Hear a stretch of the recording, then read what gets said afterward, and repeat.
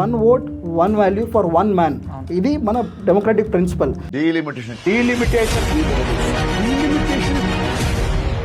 అప్పుడు 55 కోట్ల మంది జనాలు ఉన్నప్పుడు 543 సీట్లు, ఈరోజు మళ్ళీ 140 కోట్లకు కూడా 543 సీట్లు. అంటే ఆ రోజు 10 లక్షల మందికి ఒక పార్లమెంట్ సీట్ ఉన్నప్పుడు ఇప్పుడు దాదాపుగా 30 లక్షల మంది ఒక parliament seat. It's not feasible, not good.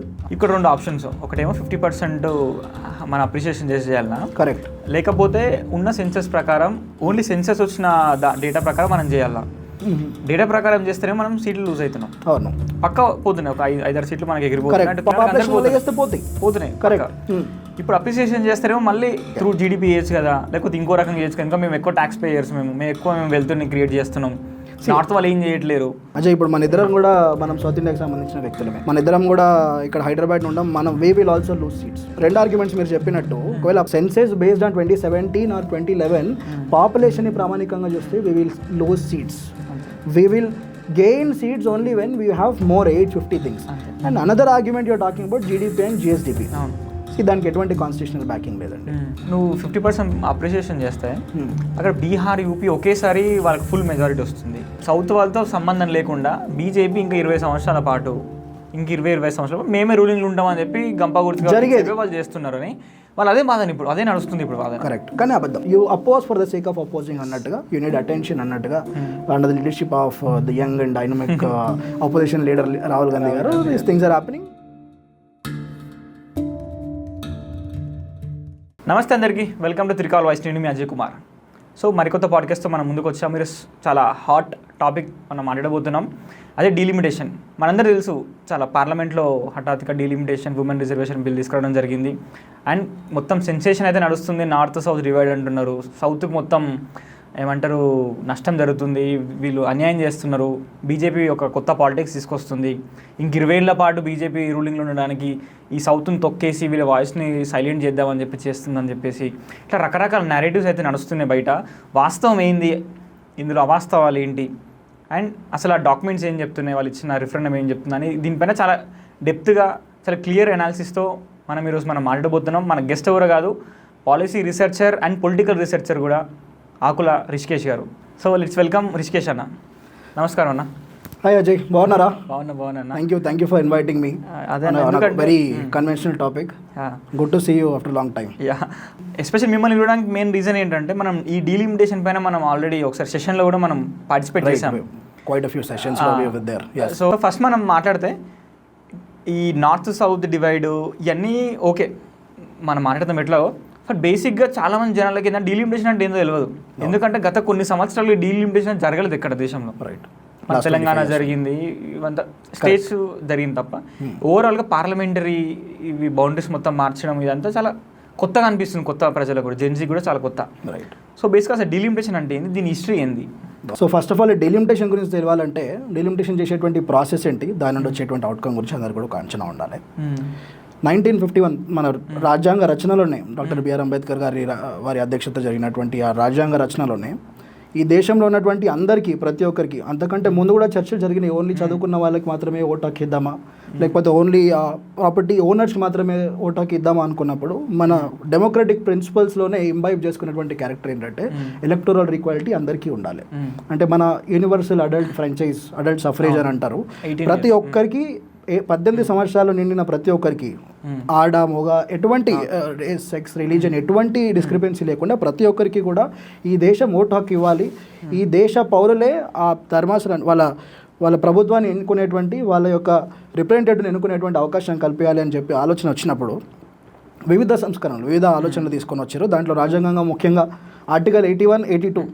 81 ఏం చెప్తుందంటే కాంపోజిషన్ ఆఫ్ పార్లమెంట్, అంటే లోవర్ హౌస్ ఆఫ్ పార్లమెంట్ ఎలా ఉండాలి అంటే, ఆ పార్లమెంట్ హౌస్లో ఎంతమంది పీపుల్ కూర్చోవాలా, అది ప్రతి ఒక్కొక్క స్టేట్కి ఎన్ని సీట్స్ ఉండాలా, ఆ స్టేట్లో ఉన్నటువంటి పంచినటువంటి సీట్లలో ఎంతెంతమంది ఓటర్ పాపులేషన్ ఉండాలి అని వీటన్నిటి గురించి ఒక విస్తృతమైన చర్చ జరిగినప్పుడు ఆర్టికల్ 81, 82 రూపంలో కాంపోజిషన్ ఆఫ్ లోక్సభ, ఆ composition of house of lower people, and దాని తర్వాత ఇమీడియట్గా వచ్చేది ఏంటంటే ఆఫ్టర్ ఎవ్రీ సెన్సెస్, అంటే ప్రతి 10 సంవత్సరాలకి ఈ డెసినియల్ సెన్సెస్ అంటారు, దాంట్లో దేశంలో ఉన్నటువంటి ప్రతి ఒక్క మనిషిని జల్లెడ బట్టి ఇక్కడ ఉన్నటువంటి హౌసెస్ దాంతో వాటిని క్లస్టర్స్గా చేసుకొని అక్కడ ఉన్నటువంటి పిల్లలందరినీ అంటే అక్కడ ఉన్నటువంటి మనుషులందరినీ కూడా ప్రతి ఒక్కరిని కూడా ఒడిసి బట్టి లెక్క కట్టి మన భారతదేశం యొక్క పాపులేషన్ ఏంటి అని చెప్పి చేసేది ఒక సెన్సస్ యాక్టివిటీ. ఈ ప్రతి సెన్సస్ యాక్టివిటీ తర్వాత ఆర్టికల్ 82 ఏం చెప్తుందంటే immediately after census readjustment of boundaries is very much important. ఈ డిమార్కేషన్ ఏదైతే ఈ డీలిమిటేషన్ ప్రాసెస్ అంటున్నామో, సపోజ్ 1951లో ఫస్ట్ టైం మనకి సెన్సస్ జరిగింది. 1951 సెన్సస్ తర్వాత మనం ఒక పాపులేషన్ ఫిగర్కి అరైవ్ అయినాం.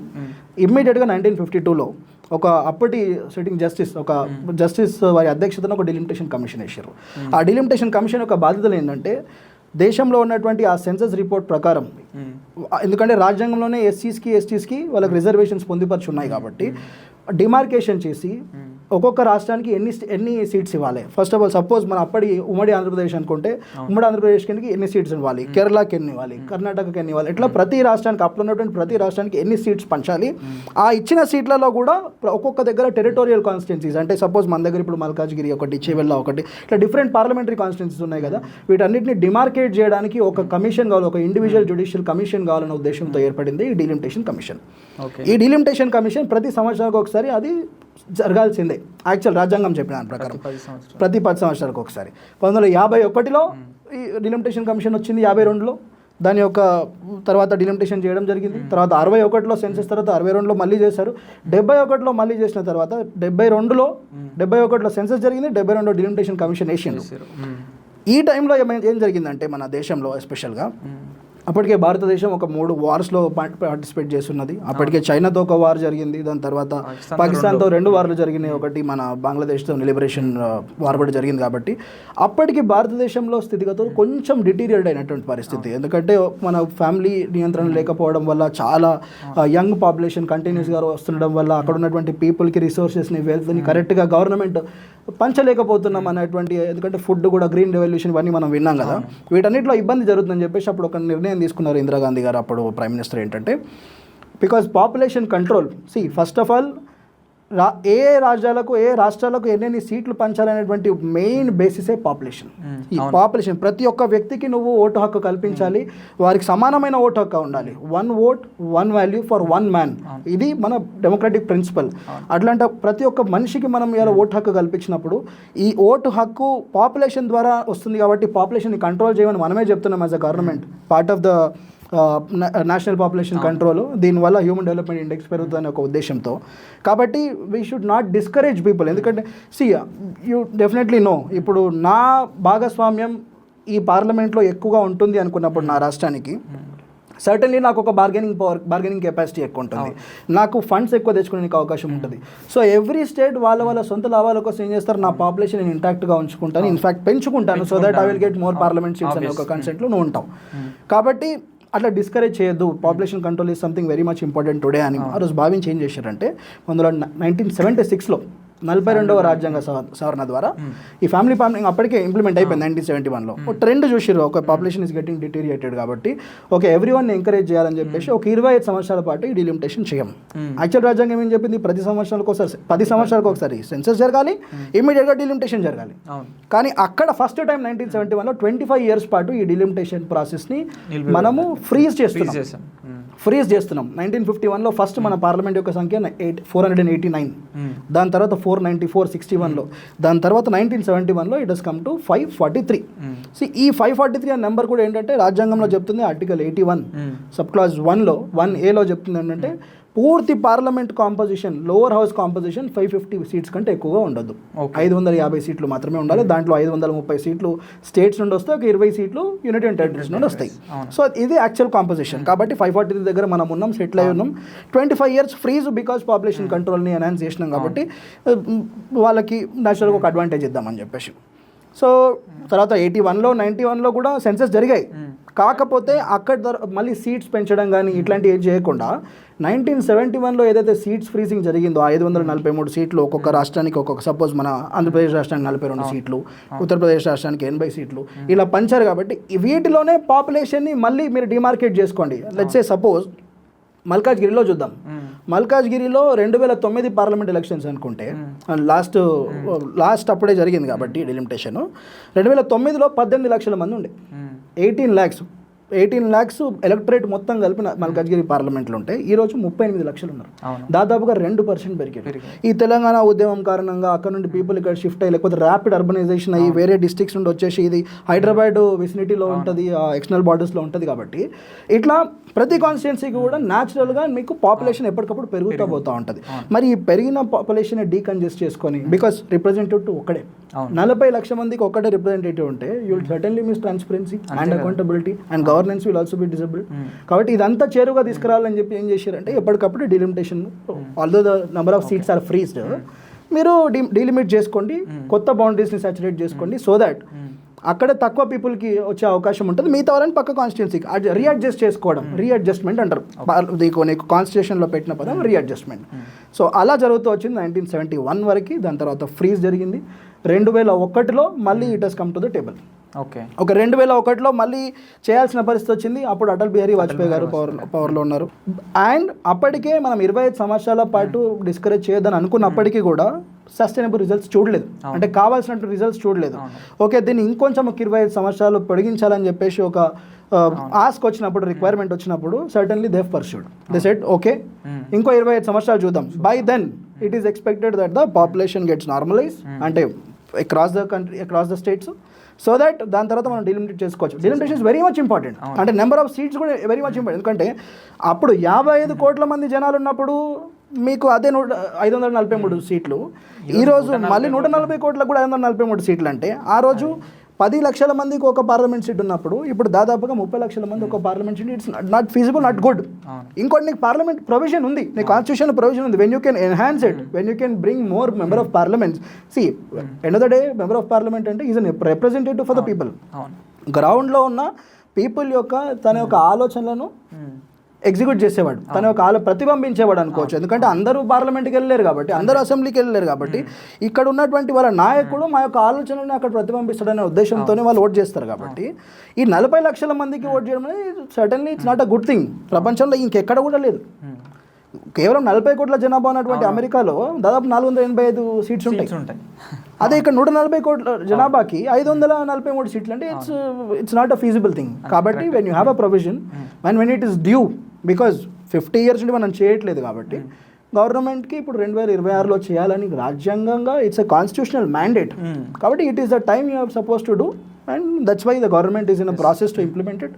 దానికోసమే ఇప్పుడు 16, 17, 18లో మన లోక్సభలో స్పెషల్ పార్లమెంట్ సెషన్ని కన్వెంట్ చేసి మరి 3 బిల్స్ ఇంప్లిమెంట్ చేస్తూ ఉన్నారు. ఐ మీన్ ఇంట్రడ్యూస్ చేశారు. It is still introduction phase. Probably will see if it gets passed or not by today or tomorrow. So ఇప్పుడు దీంతో పాటు ఇంకొక బిల్ కూడా తీసుకొచ్చారన్న, women reservation bill.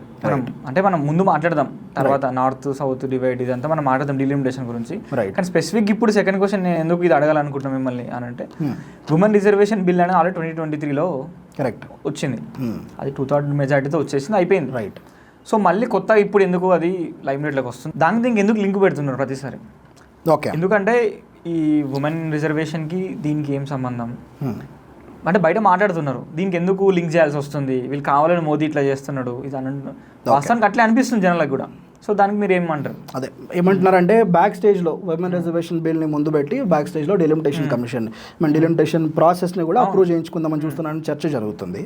Yes, first of all 2023 నారీ శక్తి వందన అధినియం అని చెప్పేసి 106 రాజ్యాంగ సవరణ కాన్స్టిట్యూషన్ అమెండ్మెంట్ ద్వారా ఈ మన women reservations 33% reservations article 330, 332, 334A వీటన్నిటిలో కూడా పొందుపరిచి ఎస్ 2/3 స్పెషల్ మెజారిటీతోనే ఆ రోజు మనం పార్లమెంట్లో చేసుకున్నాం.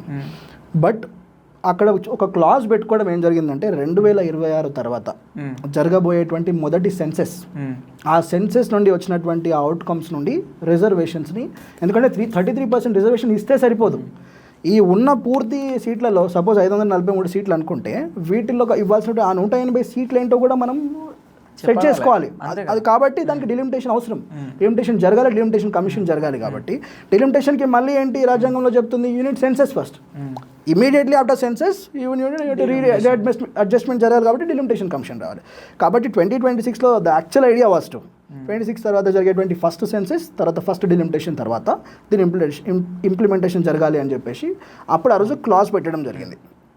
బట్ ఇప్పుడు మనం చూస్తున్నాం లాస్ట్ 2 years నుండి ఈ డిలిమిటేషన్ కమిషన్ గురించి నార్త్ సౌత్ ఈ డివైడ్ ఉంది కాబట్టి చర్చలు జరుగుతూ ఉన్నాయి. ఇంకోటి government also is in a mood, yes కరెక్టే కదా, because see when government has asked you to implement certain things which are needed for the nation's growth, population control is very much important, human index పెంచుకోవాలి, దానికోసం చేసిన దానికి వాళ్ళని painless చేయొద్దన్న mind సెట్లో కూడా government ఉంది. కాబట్టి eventually they are in a mindset, because మనం ఇప్పుడు ఇంట్రడ్యూస్ చేసిన బిల్స్ని బట్టి చూస్తుంటే they are in a mindset that ఈ పాపులేషన్ డివైడ్ ఎక్కువగా ఉండకుండా వాళ్ళ ప్రపోర్షనేట్, అంటే ఇంతకుముందుకు తెలంగాణ రాష్ట్రానికి పార్లమెంట్లో మనకు ఉన్నటువంటి ఎంత అయితే ప్రపోర్షన్ ఉండేనో, ఎంత పర్సంటేజ్ ప్రపోర్షన్ ఉండేనో, అరౌండ్ 3.5% ఎంతనో, సిమిలర్ పర్సంటేజ్ని రిఫ్లెక్ట్ చేసేటట్టుగా నెంబర్ ఆఫ్ సీట్స్ కూడా పెంచబోతున్నారు అనేది తెలుస్తుంది. కాబట్టి డిసైడ్ అవ్వడానికి రాబోయే సెన్సెస్ వీళ్ళకి ఏం అడ్డుపడట్లేదు, ఎందుకంటే ఆల్రెడీ డిసైడ్ అయిపోయారు ఎలా పెంచాలి అని చెప్పేసి. ఎందుకంటే పాపులేషన్ మీద చేస్తూ పోతుంటే ఈరోజు తెలంగాణ 4 నుండి 5 సీట్లు మళ్ళీ వెళ్తే పడతాయి, తక్కువ పడతాయి, కేరళలో 5-6 సీట్లు పోతాయి, తమిళనాడులో ఇంకా 10 సీట్లు వరకు పోతాయి. కాబట్టి ఇట్లా పోవద్దు, వీళ్ళని సేఫ్ గార్డ్ చేయాలని ఇంటెన్షన్లో ఉన్నారు. కాబట్టి ఆల్రెడీ 1971 సెన్సెస్నే మళ్ళీ ఫ్రీజింగ్ పాయింట్గా తీసుకొని దాని నుండి ప్రపోర్షనేట్ ఇంటూ 1.5 అనే చర్చ జరుగుతుంది. సో దట్ 850కి వస్తుంది. ఇప్పుడు 554 ఉండే ఇంతమందికి, taking it to 850. It was not 554 actually. Me constitutional provision ఏం చెప్తుంటే 550 ఈజ్ ద మాక్సిమం లిమిట్, నువ్వు ఎంతవరకైనా తీసుకెళ్ళొచ్చు. సిమిలర్ కేసులో ఇప్పుడు 850 వరకు తీసుకెళ్తా ఉన్నారు. Closely 50% appreciation. ఈ 50% అప్రిసియేషన్ 1971 సెన్సెస్ నుండి అప్పుడు ఫ్రీజ్ చేసిన 543 సీట్స్ మీద చేస్తున్నారు. కాబట్టి you need not wait for next census to come. దీంట్లో సెకండ్ థింగ్ ఏంటంటే, డిలిమిటేషన్ కమిషన్ 2001లో లాస్ట్ టైం జరిగిందని చెప్పాను కదా, 2002లో డిలిమిటేషన్ కమిషన్ ఏర్పడితే 2008లో నివేదిక వచ్చింది. అవును, it took 6 years. It took 6 years for a delimitation commission to come on ground and decide on the demarcations or readjustment ఏదైతే అది. ఇప్పుడు similar things has to happen today. 2034లో ఇప్పుడు ఉమెన్స్ రిజర్వేషన్ ఇంప్లిమెంట్ చేయాల్సి ఉంటుంది. It will take long time. So 2029లోనే చేయాలి కాబట్టి that is the government's intention. ఇప్పుడు నరేంద్ర మోడీ గారు చెప్తుంది కూడా ఏంటంటే 2029 లోపే నారీ శక్తి వందన అధినియం 33% రిజర్వేషన్ వాళ్ళని అక్కడ ఇంప్లిమెంట్ చేద్దాం ఆ ఉద్దేశంతో. ఎలాగో మనం సెన్సెస్ని చూడట్లేదు కాబట్టి వీఆర్ టేకింగ్ 2011 సెన్సెస్ దానికోసం, and 1971 census for appreciating the number of seats, and 2011 census for finding out which constituency needs women reservation. ఏ కాన్స్టిట్యున్సీకి ఎస్సీ కావాలి, ఏ ఎస్టీ చూస్తాం కాబట్టి నాట్ నీడెడ్ అనుకుంటున్నారు. కాబట్టి ఈ రెండింటిని కలిపి క్లబ్ చేసి తీసుకురావాల్సి వచ్చింది. ఇంకా ఏమంటున్నారంటనా, ఈ 2011 సెన్సెస్ ప్రకారమే మీరు అన్నట్టు ఓకే అది బాగానే ఉంది.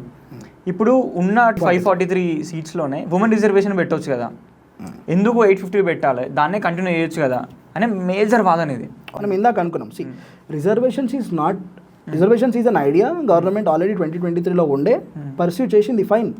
But there is a constitutional minded also today to do delimitation చేయాలి అని ఉంది కదా. ఇప్పుడు మళ్ళీ అదే 543లో చేస్తే, ఇందాక మనం మాట్లాడుకున్నట్టు 55 కోట్ల జనాభా ఉన్నప్పుడు 543 సీట్లే, 140 కోట్లు ఉన్నప్పుడు కూడా మళ్ళీ 543 సీట్లే అయితే పాపులేషన్ డీకంజెషన్ ఎప్పుడు అవుతుంది? ఎవరైతే ప్రతినిధిని నేను ఎప్పుడు చేరువవుతా, ప్రతినిధికి నా ఒక ఇష్యూని ఎట్లా చెప్పగలుగుతా? సార్ మీరు మా ఆశయాలని, మా ఆలోచనని మీరు రిప్రజెంట్ చేస్తున్నారు కదా పార్లమెంట్లో, sir this is my idea, sir please take our suggestion also అని నేను ఒక ప్రజాప్రతినిధికి రీచ్ అవ్వాలంటే is it easy for to reach to him in 40 lakhs or 20 lakhs? అదే మనిషి ఒక 40 లక్షల మందిలో ఆయన చేరువవడం చాలా తక్కువ కష్టం. ఇప్పుడు నేను పలానా ప్లేస్లో ఉంటాను అనుకోండి, ఆయన పార్లమెంట్ మొత్తం తిరగాలంటే ఆయన సంవత్సరానికి ఒకసారి వచ్చే వ్యక్తి ఇప్పుడు 6 నెలలకు ఒకసారి నా దగ్గర రాగలుగుతాడు. I can easily represent myself to this parliamentarian so that number of seats has to increase drastically. దానికోసమే ఇప్పుడు డిలిమిటేషన్ కమిషన్ ఉంది. కాబట్టి yes 543 is not enough, it has to go to 850. ఇక్కడ ప్రాబ్లం ఏంటో కూడా అర్థమవుతలేదు. ఎందుకంటే నో వన్ ఈజ్ లూజింగ్. యాక్చువల్గా 2011 సెన్సెస్ ప్రకారము, లేకపోతే okay let this 27 census happen. 27 census తర్వాత ఇప్పుడున్న పాపులేషన్, కాన్స్టిట్యూషన్లో ఓన్లీ పాపులేషన్ ఈజ్ ద ప్రామాణికం. నీకు ఓన్లీ పాపులేషన్ని బట్టే మీరు సీట్లని నిర్ధారణ చేయాలని చెప్పి కరాఖండిగా చెప్తా ఉన్నది. There is no other provision. Yes there are certain chief ministers are talking about GDP ప్రామాణికంగా చేసుకోండి, జిఎస్డిపి చేసుకోండి అని అంటున్నారు. Okay will talk about it, but population మాత్రమే ప్రామాణికం. If you go by constitution today 2027 census తీసుకుంటే, యాక్చువల్గా అయితే 2027 సెన్సెస్ తీసుకోవాలి. Telangana will lose lot many seats then it has today. మనకు పెరగాల తగ్గాల? మేజర్ క్వశ్చన్ ఇదే అన్న. నేను ఎందుకు ఇంటర్లింక్ అని అంటే, ఇక్కడ 2 ఆప్షన్స్. ఒకటేమో 50% మన అప్రిషియేషన్ చేసి చేయాలన్నా, కరెక్ట్, లేకపోతే ఉన్న సెన్సెస్ ప్రకారం ఓన్లీ సెన్సెస్ వచ్చిన డేటా ప్రకారం మనం చేయాలా. డేటా ప్రకారం చేస్తేనే మనం సీట్లు లూజ్ అవుతున్నాం. అవును, పక్క పోతున్నాయి, ఒక 5-6 సీట్లు మనకి కరెక్ట్. పాపులేషన్ ద్వారా పాపులేషన్ వల్ల చేస్తే పోతున్నాయి. కరెక్ట్. ఇప్పుడు అప్రిసియేషన్ చేస్తారేమో మళ్ళీ ఇప్పుడు మాట్లాడే వాళ్ళు ఎందుకు ఇట్లా చేస్తున్నారు, త్రూ జీడిపి చేయొచ్చు కదా, లేకపోతే ఇంకో రకంగా చేయొచ్చు కదా, ఇంకా మేము ఎక్కువ ట్యాక్స్ పేయర్స్, మేము ఎక్కువ వెల్త్ని క్రియేట్ చేస్తున్నాం, నార్త్ వాళ్ళు ఏం చేయట్లేరు, కరెక్ట్, మేము ఫ్యామిలీ ప్లానింగ్ని మేము ఎక్కువ ఆచరించడం, వాళ్ళు ఆచరించలేదు, పాపులేషన్ ఎక్స్ప్లోజన్ ఎక్కువ జరిగింది నార్త్లో అని చెప్పి మాట్లాడుతున్నాం. అజయ్, ఇప్పుడు మన ఇద్దరం కూడా మనం సౌత్ ఇండియాకి సంబంధించిన వ్యక్తులమే. ఇప్పుడు మన ఇద్దరం కూడా ఇక్కడ హైదరాబాద్ ఉండం, మనం we will also lose seats. ఒకవేళ రెండు ఆర్గ్యుమెంట్స్ మీరు చెప్పినట్టు, ఒకవేళ population census based on 2017 or 2011 population ని ప్రామాణికంగా చూస్తే we will lose seats. We will gain seats only when we have more 850 things. And another argument you're talking about GDP and GSDP. దానికి ఎటువంటి కాన్స్టిట్యూషనల్ బ్యాకింగ్ లేదండి. దాన్ని తీసుకురావాలన్నా కూడా it will అప్పట్లో మన భారత రాజ్యాంగం ఏర్పడుతున్న సమయంలో అంతకంటే ముందే చెప్పినట్టు చర్చలు జరిగాయి. చదువుకున్న వాడికే ఇద్దామా, విద్యావంతుడికే ఇద్దామా, డబ్బున్న వాడికే ఇద్దామా, ట్యాక్స్ కట్టేవాడికే ఇద్దామా అని చర్చలు జరిగితే ముక్త కంఠంతో అప్పుడు రాజ్యాంగ నిర్మాతలు చెప్పారు, నో, ఎవరిని ఎక్కడ డిస్క్రిమినేట్ చేయదు, ప్రతి ఒక్కరికి కూడా ఈ దేశంలో ఓటు హక్కు కల్పించాలి. అండ్ తన ఓటు హక్కు సమానమై ఉండాలి. ఒక బిలియనర్ని తీసుకొచ్చి వాడు ఓటేస్తే ఒక పార్లమెంటేరియన్ గెలిచేటట్టు ఉండదు కదా. ఇప్పుడు నీ ఓటు, నీకు తినడానికి తిండి ఉన్నా లేకపోయినా నువ్వు పోయి వేసే నీ ఓటు హక్కు ఒక పెద్ద బిలియనర్ని తీసుకొచ్చి సమానం. ఆ సమానం అనేది మిస్సింగ్ ఇట్. సపోజ్ ఇప్పుడు ఉత్తరప్రదేశ్లో ఒక్కొక్క పార్లమెంటేరియన్ 40 లక్షల పీపుల్ని ఒకరిని రిప్రజెంట్ చేస్తా ఉన్నాడు. కేరళలో చూస్తే 15 లక్షలే ఉంటాయి. Already there is a problem. But still governments feel that yes population control చేయాలి కాబట్టి దాన్ని మనం సెటరైట్ చేసుకునే ఉద్దేశంలో వాళ్ళు ఒక ఆలోచన తీసుకొని ఒక బ్యాక్ స్టెప్ వేసారు. జీడిపి, జిఎస్డిపి జరగదు. నీకు కంఫర్టబుల్ ఉంది కాబట్టి, నేను తెలంగాణ రాష్ట్రంలో మేము జీడిపి జిఎస్డిపి, లేకపోతే తమిళ్ మేము జీడిపి జిఎస్డిపి ఎక్కువ ఉంది కాబట్టి ఈవెన్ అంటే కరెక్ట్ కాదు కదా. Tomorrow you will see another state coming and saying, suppose Uttar Pradesh రాష్ట్ర ప్లేసెస్, బీహార్, మధ్యప్రదేశ్ వీళ్ళందరూ వచ్చి ఆర్మీలో మాదే బిగ్గెస్ట్ కాంట్రిబ్యూషన్ ఉంది, we are in very grand numbers, మాకు ఆ ప్రాతిపదికన మాకు పెంచండి అంటే మీరు ఏం చెప్తారు? ఇప్పుడు మాకు అగ్రెషన్, ఎక్స్టర్నల్ అగ్రెషన్ మాకు ఎక్కువ. పాకిస్తాన్ వాడు బాంబు వేస్తే ఫస్ట్ వచ్చి మా గుజరాత్లోనో లేకపోతే మా రాజస్థాన్లో పడతాయి, మీ దాకా ఏం రాదు కదా. లేకపోతే వెస్ట్ బెంగాల్ వాడు ఇబ్బంది పెడితే, బంగ్లాదేశ్ వాడు ఇబ్బంది పెడితే వెస్ట్ బెంగాల్, జార్ఖండ్కి వస్తుంది కదా, మీకేం ఇబ్బంది కాదు కదా. మళ్ళీ పైన చైనా వాడు ఇబ్బంది పెడితే మాకు మా ఉత్తరప్రదేశ్, ఉత్తరాఖండ్కి ఇబ్బంది అవుతుంది కదా, మీకేం కాదు కదా. కాబట్టి మాకు ఆ ప్రాతిపదికన ఎక్కువ ఏమని అడగొచ్చు. అడగడానికి ఎవరు కంఫర్ట్ లైన్స్ వాళ్ళు తీసుకోవచ్చు.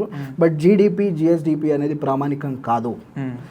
అదర్ ఫాల్ట్ లైన్స్ వాళ్ళకి ఇంకే విధంగానన్నా నువ్వు ఇన్సెంటివ్స్ ఇవ్వచ్చు కాక, బికాస్ డివల్యూషన్ ఆఫ్ ఫండ్స్ ఇవన్నీ ఉంటాయి. One more thing, when you go to the global stage, what you boast of, మీరు ఎక్కువ గర్వంగా చెప్పుకునేది నాది 140 కోట్ల పాపులేషన్, 140 కోట్ల పాపులేషన్ అన్నది బిగ్గెస్ట్ మార్కెట్ నాది, you come and invest in my place అని అంటావు. You will not say in isolation, నాది హైదరాబాద్, నా హైదరాబాద్లో బాగుంటుంది, నా దగ్గరకు వచ్చి పెట్టిన ఎవరు రాడు. నీకంటే గ్రాండ్ సిటీస్ చాలా ఉన్నాయి, సింగపూర్, మలేషియా, ఇంకా వియట్నాం, చాలా మంచి సిటీస్ ఉన్నాయి. the only reason why the big companies come to you, you have a national advantage of 140 కోట్ల population, there is a huge market. కాబట్టి నేను మ్యాన్ ఫోర్స్ని లెవరేజ్ చేసుకుంటాను, లేకపోతే ఇక్కడ నేను ఎక్కువ మందికి నా ప్రోడక్ట్ని సెల్ చేసుకునే ఉద్దేశంతో నేర్కి వస్తారు. వెన్ యూ నీ బిజినెస్ని, నీ నంబర్స్ని, డబ్బుల్ని పెంచుకునేటప్పుడేమో యూ వాంట్ యువర్ నీ కంప్లీట్ దేశం నీకు ఇంటిగ్రేటెడ్గా కనిపిస్తుంది, 140 కోట్ల మంది అని చెప్పి నువ్వు బోస్ట్ చేసుకుంటావు. when it comes to the actual constitutional needs and mandates, ఐసోలేషన్లో ఉండడం it's not a correct thing. కాబట్టి ఈ చర్చ, ఇన్ఫ్యాక్ట్ నేను పార్లమెంట్లో కూడా తేజస్వి సూర్య గారు కూడా అన్నారు, it doesn't make sense, it is nothing more than illogical, and it will not stand. In fact, if someone wants to give it on GDP or GSDP, ఈ పొలిటికల్ కోర్ట్స్లో కూడా ఎట్లాంటి నిలబడదు, బికాజ్ రాజ్యాంగ మ్యాండేట్ ఆ బ్యాకింగ్ ఉంటుంది చూసినరా, అది miss అవుతుంది కాబట్టి it is not possible. Tamil Nadu CM Stalin గారు అయితే ఇప్పుడు కాదు, ఎప్పటి నుండి అగ్రెషన్, చాలా అగ్రెసివ్ ఆయన చేసి, మొన్న కాల్ చేశాడు, నిన్న మనం చూసాం పార్లమెంట్, కరెక్ట్, వెళ్ళిపోవడము, బాగా రచ్చ చేయడము, ఇవన్నీ మనం చూస్తుంటాం, ముందు నుండి చూస్తున్నాం.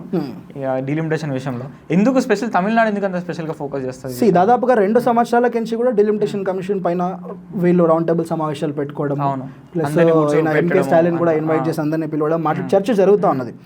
MK Stalin has been in forefront for holding high the torch for the South Indian CMs at least for దీనికోసం. ఆయన మొన్నటి వరకు లాస్ట్ March 23 మీరు స్టేట్మెంట్ చూడండి 2026లో, he has categorically said మా యొక్క ప్రాతినిధ్యం, మా ప్రపోర్షనేట్, మేము దాదాపు ఒక ఎగ్జాంపుల్ చెప్తున్న subject to correction 6 to 7% contribution చేస్తున్నాం అనుకోండి 543 మంది పార్లమెంట్లో. డిలిమిటేషన్ తర్వాత మాకు అంతే ఉండాలి, ప్రపోర్షనేట్గా మా ప్రాతినిధ్యం తగ్గకూడదు అని చెప్పేసి మొన్నటి వరకు అదే ఇష్యూ పైన ఆయన బాగా గట్టిగా మాట్లాడాడు, అరైట్ చేశాడు. When government is bringing the same thing on to the table, you have a guts to you're doing, అది కాల్ చేసిండ్రు మొత్తం నల్ల బట్టలు వేసుకొని నిన్న పార్లమెంట్లో వచ్చి రక్కస్ చేసినారు, అక్కడ మొత్తం రాష్ట్రం అంతా కూడా అక్కడ అల్లర్లు చేస్తూ ఉన్నారు. It's we should see it as a mere political stunt, దాంతో పెద్దగా జరిగేదేం లేదు. గవర్నమెంట్ వాళ్ళు అడిగిన ఆస్క్ అనడం కంటే కూడా what is the legitimate thing. Yes, population control చేయబడింది, దానివల్ల సౌత్ స్టేట్స్ ఇబ్బంది పడ్డాయి, వాళ్ళని పీనలైజ్ చేయడం కరెక్ట్ కాదు.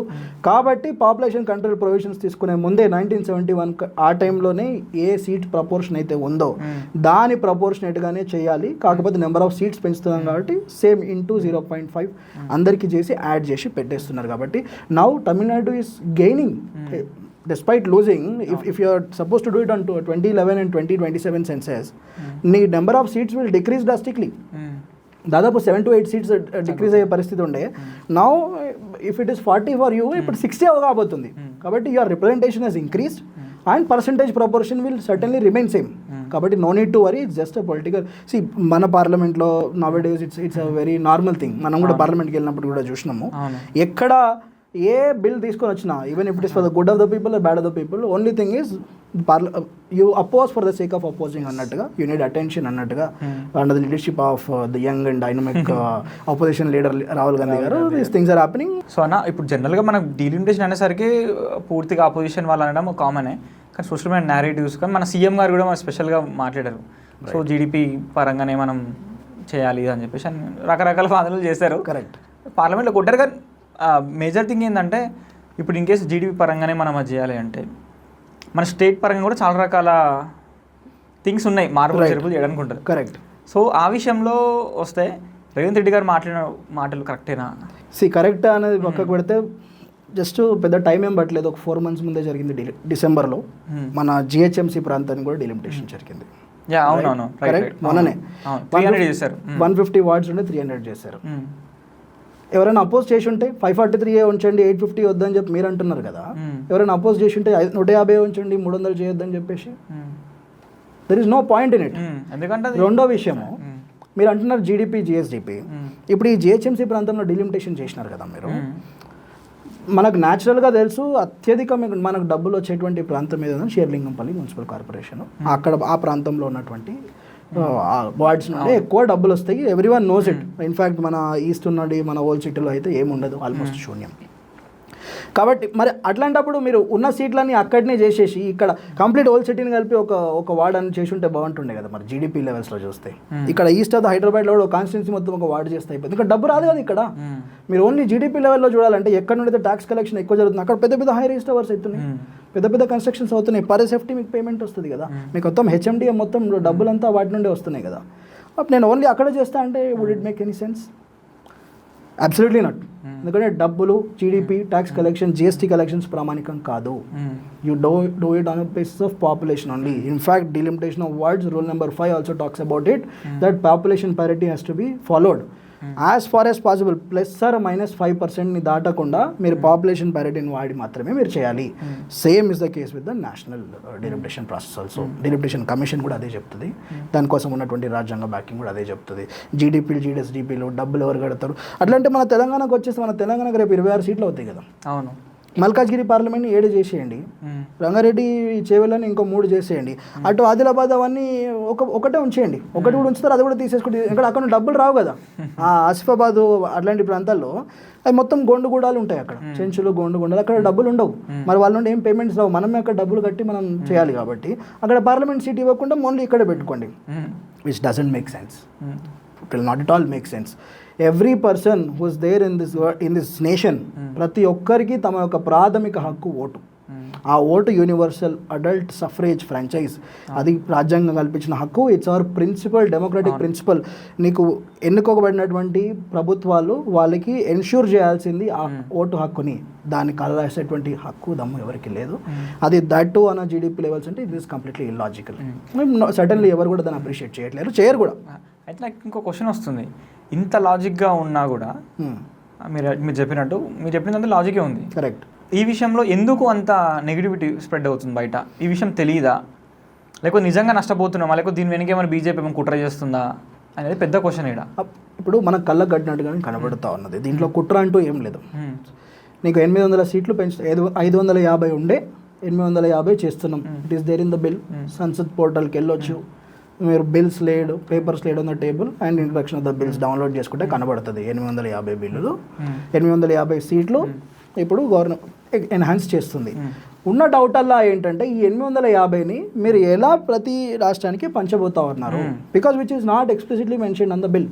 అంతే కదా, అవును, అది మెన్షనింగ్ జరగలేదు కాబట్టి దాని చుట్టూ ప్రాబ్లం. అది కూడా ఏంటంటే అర్థం చేసిన అర్థం అవుతుంది, కాకపోతే ఏంటంటే yes there is a void, vacuum ఉంది, దీన్ని ఎక్స్ప్లాయిట్ చేద్దాం, దీన్ని ఎక్స్పోజ్ చేసే ప్రయత్నంలో ఈ పొలిటికల్ పార్టీస్ చేస్తున్నాయి. But there is explicitly mentioning in the bill. ఏం చెప్తుందంటే యూ హ్యావ్ 550 ఉన్నప్పుడు 1971 ఫ్రీజింగ్ ఎలా ఉందో అక్కడ ఏమి అమెండ్మెంట్ చేయకుండా మళ్ళీ 1971 పాపులేషన్నే ఫ్రీజింగ్ అలానే పెట్టి వీఆర్ మేకింగ్ యూజ్ ఆఫ్ 850 అంటున్నాడు. అంటే which means proportion which was followed at 1971లో ఏ ప్రపోర్షన్ అయితే ఫాలో అయ్యామో, ఎన్ని సీట్లు అయితే ఒక్కొక్క రాష్ట్రానికి ఇచ్చామో అప్పుడున్న పాపులేషన్కి ప్రపోర్షనేట్ విల్ ఇంక్రీజ్ విత్ 850. 850%, 550 నుండి 850 పెరుగుతున్నప్పుడు 50% పెరిగింది కదా. Same proportion will come. ఇక్కడ నీకు 1971ని కూడా అమెండ్ చేసి 2011 సెన్సెస్ అను, లేకపోతే 2001 సెన్సెస్ అను, లేకపోతే 2027లో రాబోయే సెన్సెస్ అని మెన్షనింగ్ ఉండుంటే definitely it will be problem. And you and me మనం ఫస్ట్ పర్సన్స్ ఉంటాం దీన్ని ఫైట్ చేయడానికి, ఎందుకంటే మన హక్కులు కలరాయద్దు. కాబట్టి అక్కడ కళ్ళ ముందు కనబడతా ఉన్నది 1971 census is the freezing point for allocation of seats. Number of seats ఎన్ని ఒక రాష్ట్రానికి పోవాలనేది 1971 ప్రామాణికం. అంటే what are the percentage contributions. అప్పుడు సపోజ్ మన తెలంగాణ పాపులేషన్ ఎంత అయితే ఆ 1971 సెన్సెస్ టైంలో మన పాపులేషన్ ఎంత ఉండేనో, ఆ 543కి మనం ఎంతైతే కాంట్రిబ్యూట్ చేసినామో same proportion will increase to 850. కాబట్టి there is no problem at all. 50% definitely increase అవుతుంది. అండ్ 33% రిజర్వేషన్, దాంట్లో ఏం దాచిపెట్టేది ఏం లేదు, దాగుడు ముద్దలు ఏం లేదు. అయితే ఇక్కడ ఏమంటున్నారంటే మేజర్ వాదన ఇదే నడుస్తుంది, ఏంటంటే నువ్వు 50% అప్రిషియేషన్ చేస్తే అక్కడ బీహార్, యూపీ ఒకేసారి వాళ్ళకి ఫుల్ మెజారిటీ వస్తుంది.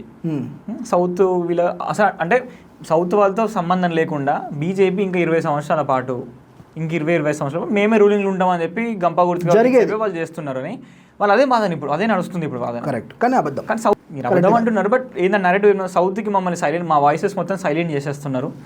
నార్త్, బీహార్ లేకపోతే యూపీ లేకపోతే ఇంకో స్టేట్ వాళ్ళ ఆధీనంలోనే మేము పొలిటికల్లీ గెయిన్ అవుదాం అనుకుంటున్నాం అని చెప్పేసి మాట్లాడుతున్నారు. Certainly political parties mind set అట్లానే ఉంటుంది, ఎందుకంటే వాళ్ళ అక్కడ లేదు కాబట్టి, వాళ్ళ ఆధిపత్యం అక్కడ లేదు కాబట్టి వాళ్ళు అలా ఆలోచిస్తున్నారు. కానీ వన్ థింగ్ ఈజ్ క్లియర్, ఈరోజు మీ ప్రాతినిధ్యం పార్లమెంట్లో ఎంత ప్రపోర్షనేట్ అవుతుందో 850 సీట్ల తర్వాత ఎన్హాన్స్ చేసినప్పుడు సేమ్ ప్రపోర్షన్ ఉండబోతున్నది. బీహార్లో 40 సీట్ల నుండి 60 సీట్లు ఏ విధంగానైతే పెరగబోతా ఉన్నదో, తెలంగాణలో 17 నుండి 28 అదే విధంగా రాబోతున్నది, 26 సేమ్ ప్రపోర్షన్. ఇంతకుముందుకు 271 సీట్ల వ్యత్యాసం ఉంటే ఇప్పుడు రేపు పెరిగేది కూడా 271 plus 50%. What ever comes around 401 405 seats ఉంటాయో వస్తుంది. కాబట్టి సౌత్కి సంబంధం లేకుండా వాళ్ళు ప్రభుత్వాన్ని ఏర్పాటు చేసేటువంటి పరిస్థితి లేదు. ఇక్కడ ఎవరికి అన్యాయం జరగట్లేదు. See in all which ways నా అంచనా ప్రకారం, నా ఆలోచన ప్రకారం, బికాజ్ ఆ పేపర్స్ లేట్ చదివిన దాని ప్రకారం, లేకపోతే long standing trend of delimitation చూసిన దాని ప్రకారం this is the only possible, best possible way for south India and women's. ఈ ప్రాతిపదికన ఈ విధంగా తీసుకొస్తేనే డెఫినెట్గా హెల్ప్ అయ్యేటువంటి ఆస్కారం ఉంది. కాబట్టి గవర్నమెంట్ ఈ డెసిషన్ తీసుకుంది అనుకుంటున్నాను. It is suddenly good. So అందుకే నేను కూడా మీరు ఈ డిస్కషన్ అనగానే కూడా I also was very much happy, because whatever is known to us, మనకు తెలిసింది ప్రజలకు చెప్పాలా. ఎందుకంటే అక్కడ అన్యాయం జరగట్లేదు, కానీ జరుగుతుందని గగ్గోలు పడుతూ ఉన్నారు, ప్రజలకు కూడా ఆందోళన కలుగుతూ ఉన్నది. నిజంగానే మన సౌత్ యొక్క రిప్రజెంటేషన్ పోతుందని చెప్పి ఒక బాధ కూడా జరుగుతూ ఉన్నది. Certainly not. ఇన్ఫ్యాక్ట్ 0.1%లో మన రిప్రజెంటేషన్ పెరగబోతుందని తగ్గట్లేదు. 17ని 15% పెంచినప్పుడు 8.5% పెరగాల. It has to go to 25.5. We're getting 26, which means there is an increase. See తగ్గాల్సిన దగ్గర యూఆర్ గెటింగ్ ఇంక్రీజ్. కాబట్టి we're in a very good position today and it has to continue. And hopefully bill pass అయిపోయి అంతా మంచి జరిగి 2029లో ఒక పెద్ద మంచి పార్లమెంట్, ఒక విస్తృతమైన మంచి చర్చ, కన్స్ట్రక్టివ్గా చర్చ జరిగి మంచి జరగాలని కోరుకుందాం. Super, thank you. చాలా వరకు చాలా యొక్క మిత్స్ని ఏవైతే ఉన్నాయో సొసైటీలో ఇప్పటివరకు చాలా నెరేటివ్ నడుస్తూ ఉన్నాయి, నెగిటివ్ అంటాం, ప్రాపగండా అంటాం, ఎనీథింగ్. రైట్. మొత్తానికైతే ఒక కైండ్ ఆఫ్ ఒక వాతావరణం అయితే నడుస్తుంది, పొలిటికల్ హీట్ నడుస్తుంది. సో ఈ పొలిటికల్ హీట్కి ఒక మంచి చల్లదనం అని అనుకోవచ్చు, ఎందుకంటే చాలా స్మూత్గా, చాలా క్లియర్గా విత్ అమెండ్మెంట్స్ అండ్ కాన్స్టిట్యూషన్లో ఉన్న చట్టాలు అవన్నీ కూడా చేసి మీరు చెప్పారు కాబట్టి ఆర్టికల్స్ బేస్ చేసుకొని కూడా. సో మేబీ జనాలు ఇది అర్థం చేసుకుంటారు అండ్ ఈ నెగిటివ్ ప్రాపగండా తగ్గిస్తారని చెప్పేసి మనం ఆశిస్తాం. హోప్ఫుల్. జనాలు కూడా వచ్చే నేరేటివ్ని కానీ చూపించేటువంటి ప్రాపగండాని కూడా గుడ్డిగా నమ్మకుండా you have everything online available. ఏం జరుగుతుంది, ఏం ఇంప్లిమెంటేషన్ ఉంది, దాన్ని కొంచెం డైవ్ డీప్ చేస్తే ప్రతిదీ అర్థం చేసుకునే పరిస్థితి ఉంది. కాబట్టి so today we are in a very good position, nothing like it. Hopefully everything will go good. Thank you అన్న.